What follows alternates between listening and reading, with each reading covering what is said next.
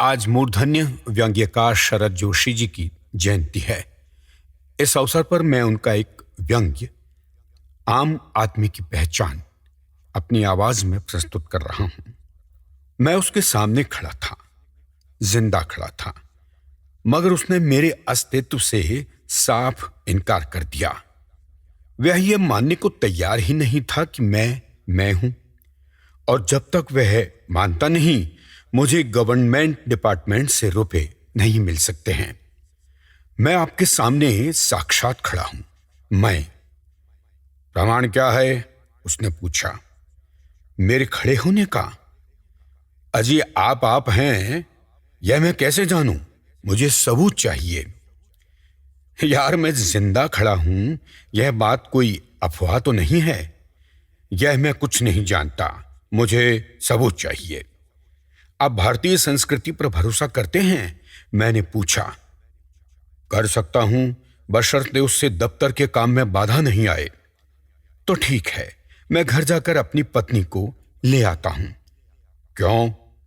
आप उसके माथे पर बिंदी देखिए, मांग में सिंदूर लगा है। मेरे पास मेरे जिंदा होने का इससे बढ़कर कोई प्रमाण नहीं। कमाल है। किस बात का? आप भी पढ़े लिखे होकर ऐसी बातें कर रहे हैं। भैया, भारतीय संस्कृति में यही प्रमाण होता है।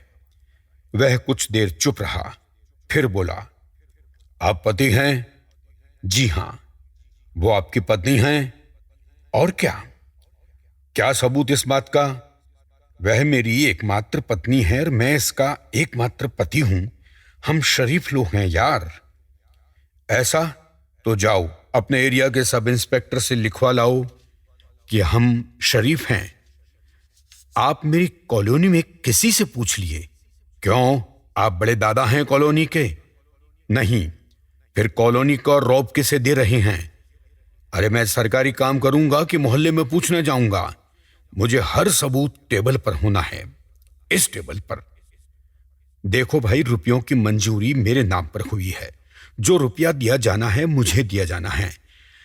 अब आपकी इंसानियत इसमें है कि आप इंसानियत की बातें करते हैं। यह सरकारी दफ्तर है। मैं चुप हो गया। फिर मैं उसे नए सिरे से समझाने लगा।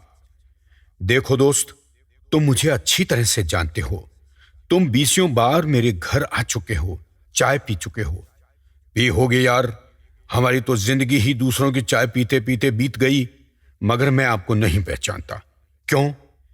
मेरा फर्ज है भाई, मैं गवर्नमेंट सर्वेंट हूं। इस कुर्सी पर बैठने के बाद मैं अपने बाप को भी नहीं पहचानता। मैं पराजित हो गया। यह बहस अनंत काल तक चल सकती थी और इसका समापन होना कठिन था।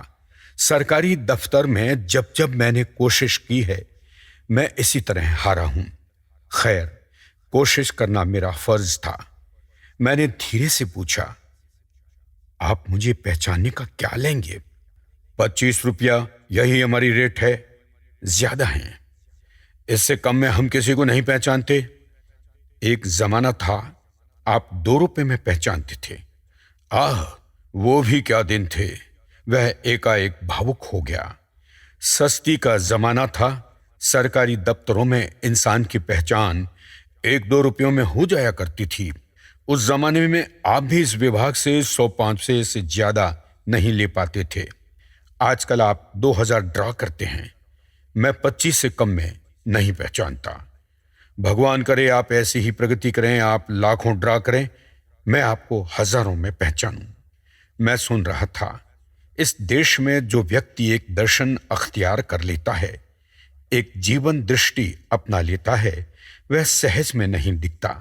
मैंने जेब में हाथ डाला, 25 रुपए निकाले और उसकी तरफ बढ़ाए। उसने रुपए जेब में रखे, कैश बॉक्स खोला और 1000 रुपए निकाल गिनने लगा। गिनते गिनते कहने लगा, और बाल बच्चे सब मजे में? बहुत दिनों से आना नहीं हुआ। तुम्हारे यहां भाभी जी कैसी हैं? धन्यवाद।